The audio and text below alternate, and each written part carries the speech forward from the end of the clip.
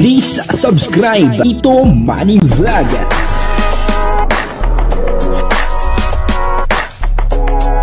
Payagan po si Tito Manny Vlog na mag-reactor para pambiling gamot sa kanya pong karamdaman. Wala man siyang records ng ng away. Joy Diwata hindi po pumayag na hindi kasama etong lalaking ito na talagang poging-pogi sa cupping and pinning po niya. Grabe talaga naman lapit na. Konting tiis na lang at makakagraduate na po etong si Joy Diwata sa kanyang kurso na nursing Mga 2 taon pa ay talagang okay na. Plus OGT, siyempre may OGT po yan. At dito ay makakamit na ni Joy Diwata siyempre yung kanyang mga pangarap sa buhay. At yun ay inaalay niya siyempre sa kanyang mga minamahal. Bibigyan po natin yan ng konting reaction at alamin po natin kung sino itong lalaking poging-pogi na talagang hindi siya pumayag na hindi pumunta doon sa kanyang cupping and pinning. Ito po yung video, panoorin po natin. Pero bago po yan, siyempre ako muna po bumabati sa inyong lahat ng magandang umaga, magandang tanghali at magandang gabi sa inyong lahat mga kapatid. Kung saan man kayo ng panig ng mundo naroroon ngayon, ay mag-iingat kayo palagi at pagpalain kayo ng ating Panginoon. Maraming salamat din po sa patuloy na tumatangkilik sa aking YouTube channel at nanonood sa aking video reaction. Patuloy lang po natin suportahan sila Kuya Bal Santos Matubang, Kalingap Rob at Ed Vlog at yung mga kasama ko pong reactor sa Kalingap. Ganoon din po yung mga charity vlogger na Kalingap partner. Ito po yung video na kung saan ay makikita natin kung sino itong poging-pogi na talagang gusto ni Joy Diwata ay naandon sa kanyang cupping and pinning. Ang kabuuan po ng video ito ay mapapanood po natin sa YouTube channel ni Andy Kayakap Vlog. Ayun Hi. Yan po, si Joy, Tubig. Basta ka pababa. Ayan po, yun. Kita niyo si Joy, mga kalingap, Saglit po mga kalingap, lapas na tayo, At medyo, tayo dito. Yan. Saglit po, papasok ulit tayo mamaya, mga kababayan. Pasok ulit tayo mamaya, mga kababayan, Saglit lang po. Congrats, Joy. Yan. Salamat po sa mga bumabati kay Joy. Ayan. Kay Ma'am Eileen Fernandez. Ma'am Eileen Fernandez, shout out, Ayan. Nandito ako, Ma'am Eileen Fernandez, sa medyo labas pa. Sa labas at agawa nung doon sa lubay, Hindi pa po at nagmimisa pa po doon sa loob. Nagmimisa pa. Tapos po, wala po masyadong mapustuhan doon sa loob, Wala mapustuhan talaga. Ayan. Pasilip-silip lang po, Pakita-kita ko sa iyo minsan-minsan. Kuya, thank you Kuya Andy Kayakap Vlog sa live new po and update. Congrats ulit. Salamat po sa mga bumabati kay Joy Diwata. Maraming po salamat. Ma'am Rosit Diwata Girls Marathoners. Shout out po. Magandang hapon po sa inyo lahat, Ayan. Kaya Mama Marita Kumamo. Shout out po. Nandito rin po si Mama Marita Kumamo, Salamat po, Napakasaya po ni Joy kanina, mga kababayan. Sobra po ang saya ni Joy Diwata kanina hanggang magkasama kami. At mula doon sa aming pinanggalingan hanggang sa ihatid ko dito, hanggang sa umakyat dito, hatid ko sila ni Nanay Imelda. Sina nga po, yung magkakapatid di nga po makapasok dito. Ako lang nakapasok po dito, mga kababayan. Yung sina Ria, sina Bunso, hindi rin po makapasok. Kasi unlimited po lamang talaga ang makapasok dito, mga kababayan.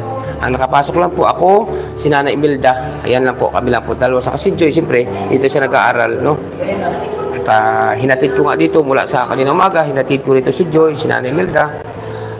At ako, Ayan, at sina nga po, hindi na po nakapunta dito, sina Ria Mix Vlog, at siyempre si Bunso, Bibi Diwata. Kasi limited lang po talaga ang tao, mga kababayan, Ayan. At si Joy po, mga kababayan, ay siyempre sinabi ni Joy sa atin na Kuya Andy, dapat nandun ka Kuya Andy, tayo magkakasama, sabi po ng ating si Joy Diwata. Scorpio 30, Sabi ko nga po kanina, wag na kaya akong sumama, sabi ko dito sa taas, wag na kaya ako Joy sumama. Sabi ni Joy po, mga kababayan, Kuya Andy, sumama ka kayo ni Mama magkasama doon sa taas, Ayan. Pero huli pa rin po akong umakyat, Kanina pa sila dito, siguro mga kalating oras na sila dito. Ako naman po ay ngayon lamang, no, umakyat. Dahil si Joy po mismo, no, si Joy Diwata po mismo ang may sabi na sumama ako, no. Hindi ako nagpresenta, no, mga kababayan. Hindi po ako nagpresenta. Ayan, na sumama dito sa taas. Hindi, si Joy po mismo, ayan. Po, no, dito ay talagang hindi po pumayag si Joy Diwata, no, na wala doon sa cupping and pinning etong si Andy Kayakap.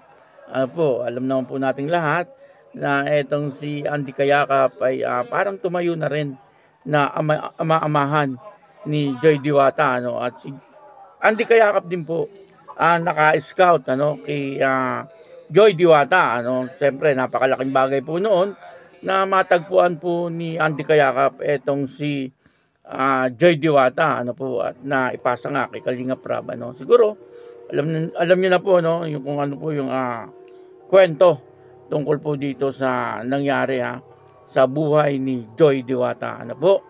At yun na, no, si Joy Diwata ay hindi po pumayag na wala po doon si Andy Kayakap, ano. Kumbaga dito ay talagang ipinapakita lang na talagang si Joy Diwata ay tinuturing niya po na hindi ibang tao etong si Andy Kayakap, ano po. At talagang para sa kanya ay tinuturing niya po itong parang isa na rin niyang ama, ano po, kasi alam naman po natin lahat na etong si Joy Diwata ay lumaki po ng wala pong kinagis na ama.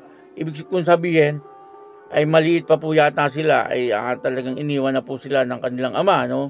At sa ngayon, ano, napakarami po na tumatayo na parang ama kay Joy Diwata. At isa po dyan, siyempre, si Andy Kayakap, ano po. Nakikita naman po natin, ano, na hindi po pinapabayaan ni Andy Kayakap etong si Joy Diwata. Kung ano man po yung mga biglang problema na dumarating, lagi pong naandyan etong si Andy Kayakap, ano, upang sa ganun ay saklolohan niya etong si Joy Diwata, ano po, sa pamamagitan po ng mga pag-a-advise, ano po, kung sa pinansyal, kung may maitutulong si Andy, naandyan din po siya, ano. Napakabait po ni Andy Kayakap, ano, at nakikita po natin na talagang naandun po yung pagmamalasakit niya kay Joy Diwata, ano po. At pinaparamdam naman din po ng pamilya ni Joy Diwata na talagang hindi po iba sa kanila etong si Andy Kayakap. Kumbaga, kung magturingan po sila ay talagang parang isang pamilya, ano po. At napakalaki din naman po talaga ng naitulong ni Andy Kayakap sa kanila, ano po, lalong-lalo na nung nailapit po kay Kalinga Prab, ano, talagang nabago po ang kanilang buhay, ano. At pasimula po noon, nung na-scout siya ni Andy Kayakap, ay doon na po nag-umpisa, ano, na maging maayos po yung kanilang buhay. Siyempre, yung mga pangarap ni Joy Diwata, ano po, ay talagang unti-unti po niyang naaabot, ano po, dahil po sa mga taong nagmamahal po sa kanya. Siyempre, ang lahat po ng iyan ay galing po sa ating Panginoon. Kumbaga, yung mga taong yan ay instrumento lamang po yan ng ating Panginoon. Ano po, sila ang ginamit ng ating Panginoon upang sa ganun ay mabigyan o kaya ay maabot ni Joy Diwata yung kanyang mga pangarap sa buhay. At eto, nakikita po natin, ano, unti-unti, ano, ay talagang naabot na po ni Joy Diwata yung kanyang mga pangarap. Yan naman po ay dahil din sa pagsisikap ni Joy Diwata. Kasi kung hindi naman po talaga magsisikap o magsasakripisyo etong si Joy Diwata, hindi niya po maabot kung ano po yung kanyang mga pangarap sa buhay, ano po. At ngayon ay talagang nakikita po natin na malapit na, ano po. Kaya patuloy lang po tayo sa pagsuporta dito kay Joy Diwata, ano po. Kapag may na-upload si Kalinga Prab tungkol po dito kay Joy Diwata o kay Andy Kayakap, ano po, ay panoorin po natin na hindi po natin ini-skip yung ads upang sa ganun ay patuloy po tayo makatulong, ano po, sa kanila, ano po. Kasi napakalaking bagay po nung hindi po natin ini-skip yung ads. Kasi pag hindi po natin ini-skip yung ads, siyempre malaki po yung revenue na makukuha, at yun naman po ay pinantutulong din, ano po. Maraming salamat po sa inyong lahat. At ako po si Tito Manny Vlog na nagsasabing God bless you all. Diyos mabalos.